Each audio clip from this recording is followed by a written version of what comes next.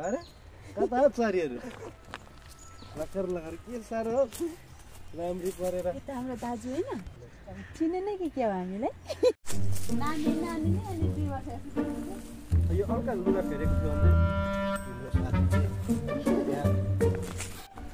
यहाँ बस्छ त एकछिन केटी हो लि तिमी जादै गर त घर म यहाँ एकछिन कुरा गर्छु ल म आउँछु ओ सुन त ए हल्ला नहोस् नि है तिमी चाहिँ हल्ला गर्नु छ हेलो भोलि बिहान 6-7 बजेतिर मैले गाडी टिक गरेको छु भोलि सट्ट त्यहाँ थाहा नपाइकन साथीलाई म थाहा नहुने गरी यसो लिएर निकालेर ल्याउनु नि माथि यो तिनकुने चोक तल्लोपट्टि ठिक छ नि म गएको